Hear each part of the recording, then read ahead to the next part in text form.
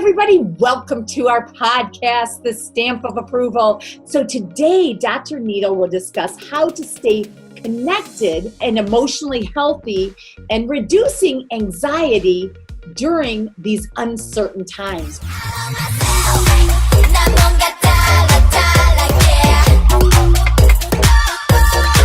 So during the pandemic, we're providing many podcast episodes with a variety of topics with some of the very best professionals in their fields so that we can help you during these uncertain times. We're going to get through this. Create a plan for yourself, your personal life, your business, and take action. I'm Kristin Stampini. My husband Mark and I own multiple businesses. In 2017, we opened our virtual assistant business where we help small business owners hire, train, and staff administrative assistants at a very affordable price. We have a real estate business as well. My real estate career actually began during the financial and real estate crisis back in 2007. And during that time, I was personally bankrupt and broke. Over the years, we were able to build a $1 million real estate team. Currently, we have a small real estate team as well as a real estate brokerage. We have a real estate investment company, and I'm also a real estate coach for the Craig Proctor Systems. So today, my guest is Dr. Rachel Needle. Rachel is a licensed psychologist and certified sex therapist in private practice, and is the founder and executive director of the Whole Health Psychological Center. A comprehensive psychological practice with therapists with a broad range of specialty areas. And Dr. Needle has presented her research and clinical work at national and international conferences. She has been quoted in a number of newspapers and popular magazines on issues related to mental health, substance use, and sexuality. So today, Dr. Needle will discuss how to stay connected and emotionally healthy and reducing anxiety during these uncertain times. Welcome, Rachel. Thank you so much for having me, Kristin. Oh, thank you so much for coming back. Let's start with, tell me what you're seeing today that's different in your normal practice. What are you seeing? So we're seeing an increase of anxiety, fear, and depression. So this is a time of uncertainty. This is an unprecedented time in our country. We've never dealt with something like this before. And with this uncertainty, we get a lot of anxiety because we feel unsafe when things are uncertain. And we've known that. It arouses our stress response. So for many people during a time like this, it's not just the uncertainty, but it's also so much change, right? So change itself will cause anxiety. So we're changed. We can't see our family and friends. We can't even leave the house, some of us, right? Loss of income, so much change that we are seeing increased anxiety for so many people. So it's scary. Right. And how about, even when you're talking about so much change, think about either people are staying home with their kids, right, and having to homeschool, yes. Which they aren't used to, or their kids are online, but they're having to help more, or maybe one spouse has a job, one doesn't, or both don't, and both working from home. So I'm sure those are some of the issues that you're dealing with today. Oh, for sure. It's a lot. It's a lot on people, whether you're still working or you're not, having your children at home or having this change in lifestyle can be really tough for people. So I think that we're seeing a lot of people trying to figure out what their new normal is, trying to cope with their new normal. And even people that may not have had any issues previously are struggling too. So there's a lot of things that we can do. And I know you're going to ask me about that, so we can talk about that as well. Go right ahead and jump into it. Okay. So, for a lot of people, we have to work on our mindset. So we can acknowledge that, we're having these negative emotions and that we're struggling, but try to do so without judgment, right? Because you can't avoid the thoughts. They're going to be there, and it is absolutely normal to have them at times. But, try to practice mindfulness, stay in the present moment. Don't judge yourself for having them. Let yourself have the feelings and then choose to shift, right? So give yourself, for some people, I tell them if they're having a ton of anxiety and stress and these thoughts are occurring all day, I tell them to try to pick a time of day, even 2 times, and for 5 minutes straight, out loud, say everything they're worried about or stressed about, And, give yourself that time so that if throughout the day you're thinking about this, you'll be like, okay, at 5 p.m. I get my stress time or my, time to be worried. Also, a lot of people will, do things differently now and not structure their day. So they may have lived a very structured life before, with going to work, and they might have gotten up to work out, had their routine, but they're not doing that now. I say it's really important to create structure. It may be a different type of structure, but make sure you still have your schedule, make sure you still have your routine, and stick to them. And for some of us, making sure that we have kind of the goals of each of our days is really important.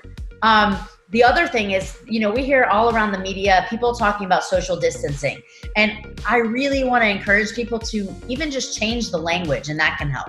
This isn't social distancing, right? We're being social right now. I'm talking to you. I see you. We're being social. This is physical distancing, right? So I'm not in the room with you. I'm not looking at you.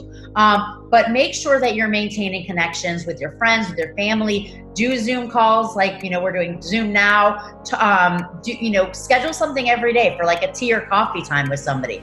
A fun big Zoom once a week with a group of your friends from, a time in your life. So make sure that you're continuing to stay social, because for most of us, that is incredibly important for connection and for feeling good and connected in our life. So I also tell people, make sure you're taking care of yourself. For, some of us, that means different things, but make sure you're eating healthy and exercising and doing different things that will help boost your immunity.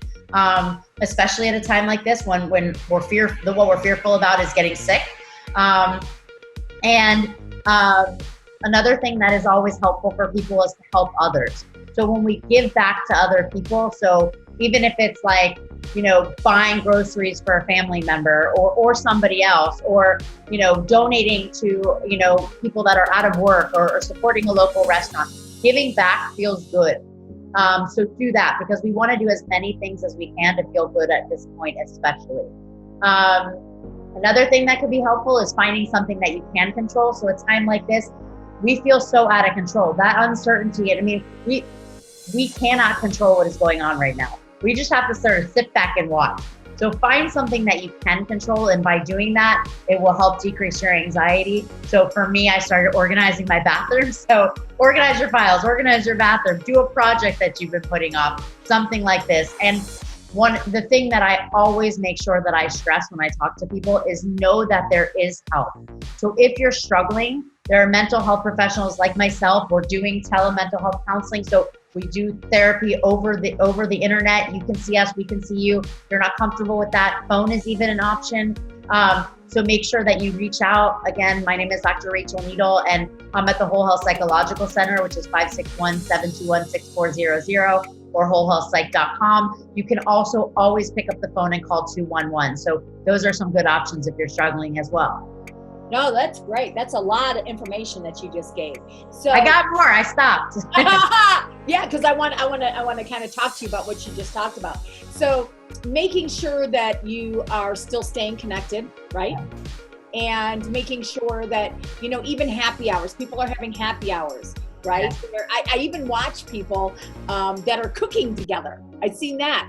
Where they're doing like, just kind of like you and I are doing, or setting up either their phones or the computers. They're actually cooking and talking to each other. So it's like you're with them, right? Or you're sitting there and having a glass of wine, either with a bunch of people, friends, family. But staying that connection. When people are depressed, it's tough to even get out of bed sometimes, right? Absolutely. And there's different types of depression. If we're talking about major depressive disorder, that is definitely something that some people struggle with. And it's not, other people want to say it's about motivation. That's not what it is, right? There's so much more that goes into, severe and persistent mental illness and things like major depressive disorder. So it's not as easy as, well, just get up. Yeah. So you want to make sure that you're monitoring that. And if you're struggling, make an appointment with someone like myself. We can also determine if you should make an appointment with a psychiatrist, and maybe medication would be helpful. But, at least try to do one thing a day for yourself, and continue to try to stay connected. So even if you're in bed and you make a phone call, to a friend.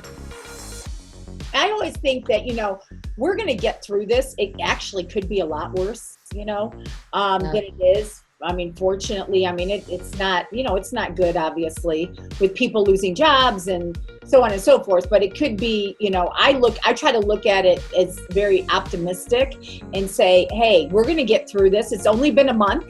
Look at the different wars we've had and the years and years of depression we've gone through. The worst thing that could happen, obviously, is, somebody getting sick or you getting sick and things like that. But the thing is that we're going to all get through this. It's going to be different. Okay. When we do open up, our different states or whatever, things are still going to be different, right? Things are going to start up slow because people are still not going to feel real comfortable going out. And we just need to be mindful, like you said, but start doing that now.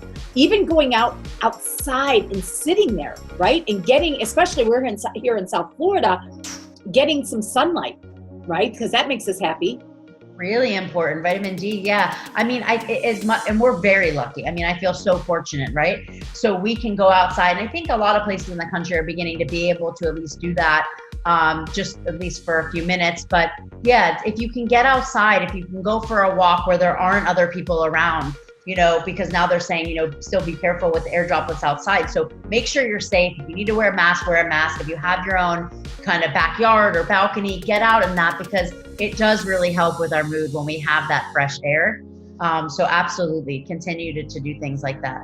And we don't want to, if we are having, like Rachel was saying, if we're having, unfortunate thoughts or things like that, just give yourself a couple times a day, because the mind is so powerful, right? So give yourself a couple times a day, but don't try to dwell on that. Try to look towards positive things, right? Yeah, I mean, it's important to allow ourselves to have emotions, right? So it's okay for us to be scared.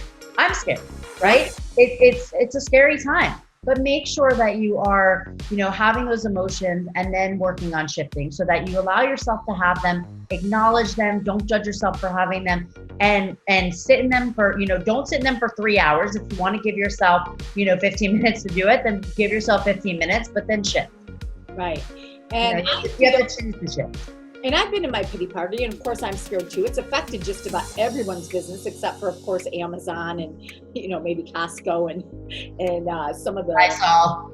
Yeah, Walmart, exactly. I mean, but it's affected most businesses. So we're all scared to a certain extent. But what I try to do is I try to have a daily routine, which you talked a little bit about. So can you expand on that, on a daily routine?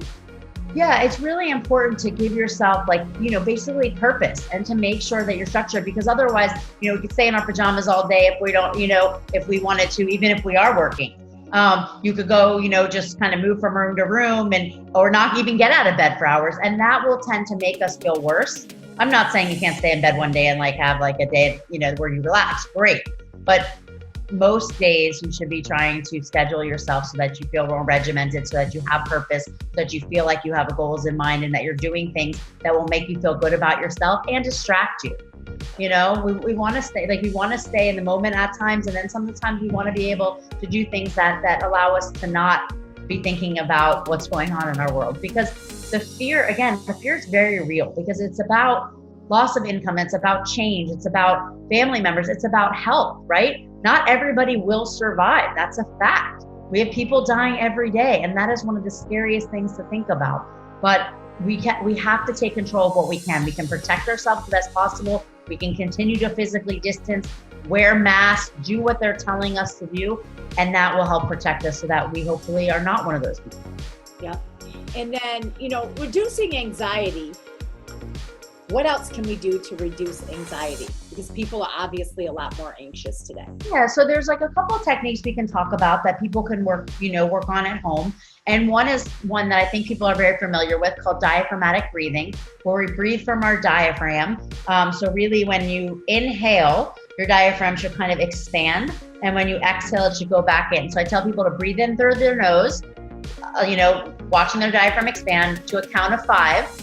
Hold it for a count of 3, and then exhale for a count of 5. So practice doing that a couple times a day, even when you're not anxious, just to sort of get your body used to it. And over time, our physiological response will change if we continue to do that. So that can be really good for reducing stress. Other things include grounding techniques. One grounding technique technique is just about kind of sitting in your chair, wherever you're sitting, and starting at your feet and working your way up, noticing things, how your feet feel, how your feet feel on the floor. Then how the rest of your body feels, what you smell, what you taste, what you hear. One grounding technique is actually also, I think we talked about it last time, the 5-4-3-2-1 grounding technique, where you name 5 things around you. So maybe I see something, a spot on my wall, or a basketball sitting on my counter. I actually have one, so don't think that's crazy. I'm in my office and I have a signed Heat basketball. Oh, do you really? I do. Actually, it is from a live auction event from a charity event I went to, and actually it was purchased for me by a friend of mine.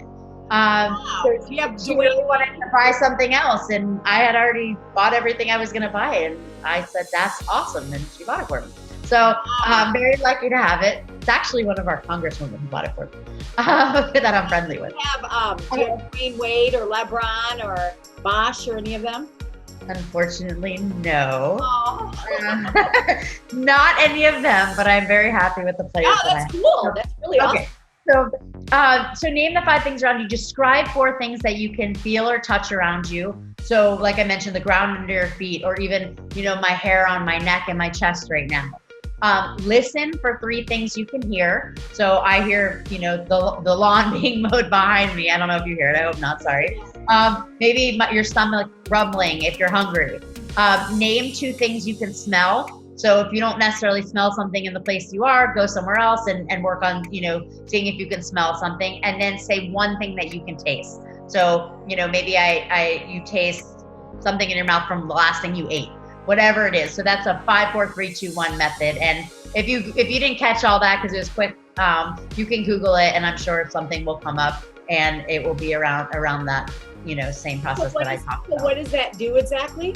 It helps you to stay present in the present moment and reduce your anxiety. Very cool. Yeah. So what else are you seeing with people? So, we're just seeing for people that have experienced, who have a trauma history, we're still continuing to see this impact them in similar ways. And for others, this is a traumatic event. So we're seeing some of those trauma responses as well, especially in people, who have a family member or a friend or somebody who has, had coronavirus, and even some that, have lost people as a result of coronavirus. So, wow. Yeah. So you know people that have lost people, or some of your clients? Yeah. Wow. And are you finding that the age is and the health is what's affecting a lot of them? I'm thinking of the people that I know that have passed away as a result, and some were a little older, but many were my age. So recently, a nurse that I knew. Is it because they're when you're talking about these, did any of them have health compromised or No.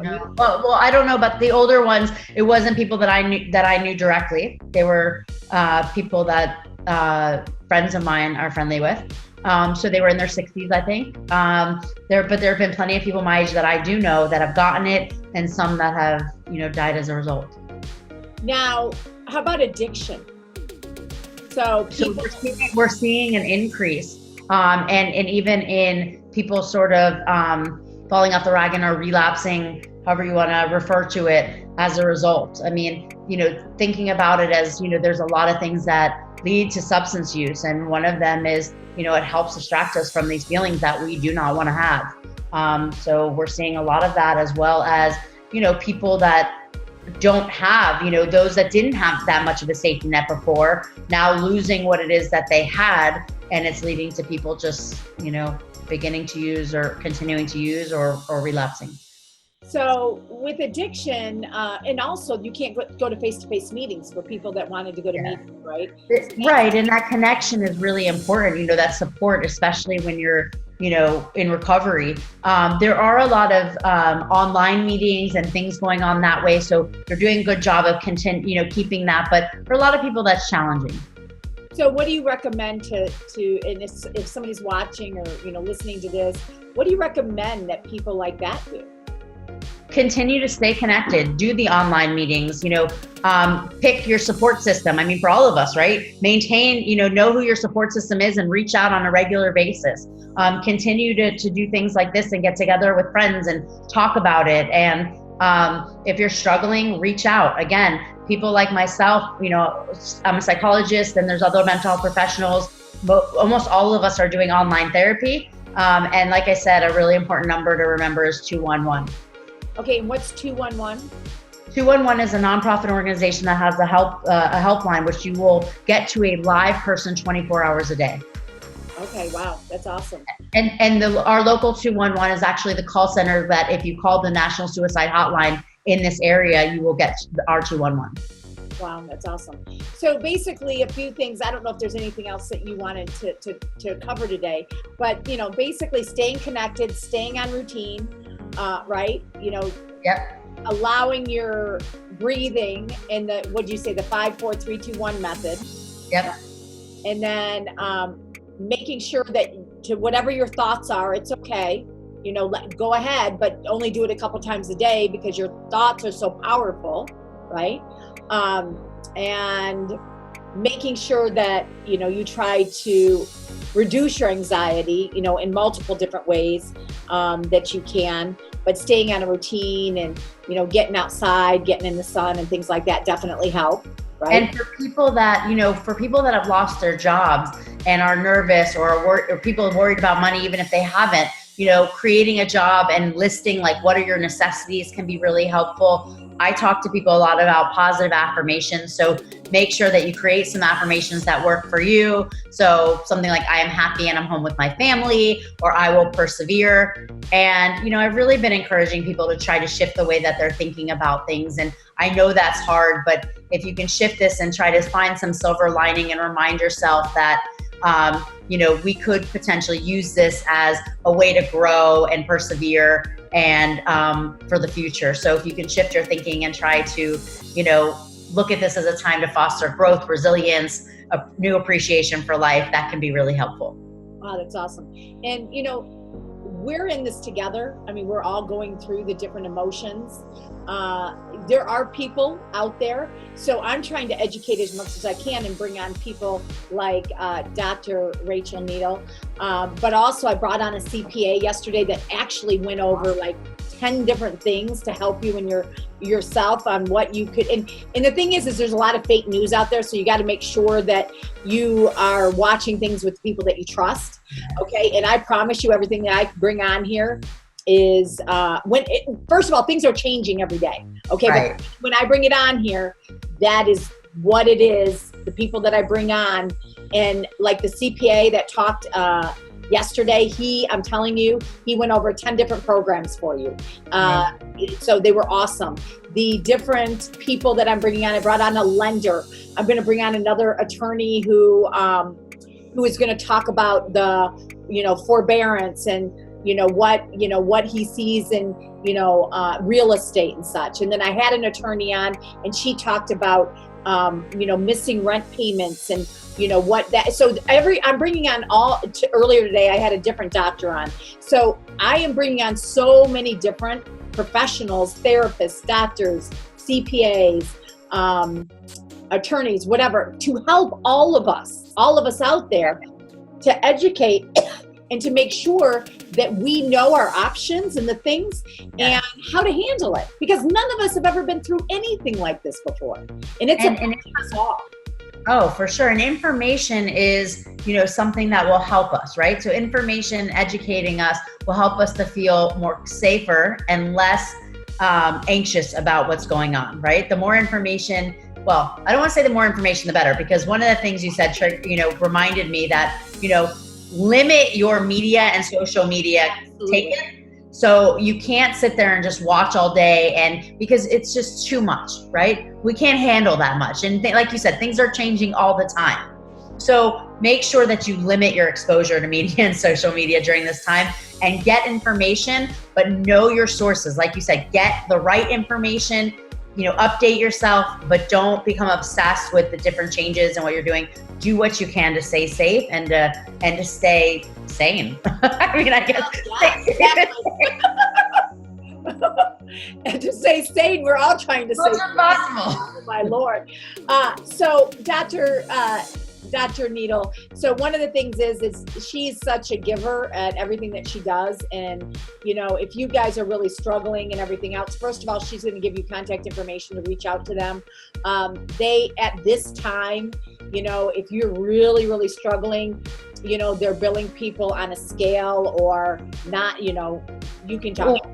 Yeah, we always work at my Whole Health Psychological Center, the practice, our goal is to never turn anyone away. So we always work on a sliding fee scale, but we are not turning people away. So if someone can't pay, it's not a problem. We're going to make sure that you get the help that you need. Wow, which is amazing. Okay, that's awesome. So I'm bringing on too is, talking about having free consultations or helping or whatever. And that's what we're all about.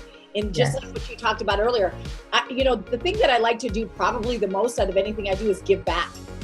Giving back is what my soul. So, and that's what you're talking about too.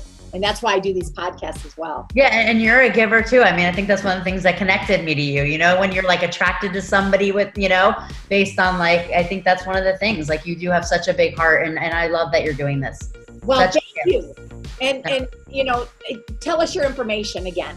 Sure. So Dr. Rachel Needle, 561-721-6400. You can also look at our website, wholehealthpsych.com, and reach us at 561-721-6400 again, or wholehealthpsych@gmail.com. Awesome. I also have a website, drrachel.com. drrachel.com. Oh, yes. That's awesome. It has a lot of information on there as well. There's some, and I'm starting to write some blogs there as well about different things associated with the coronavirus. So don't wait, don't wait. Make sure you're reaching out. Make sure you're doing these things. And, I really appreciate you joining our podcast today, Rachel. And thank you. Thank you for having me. Absolutely. Thank you, everybody. Have a great day.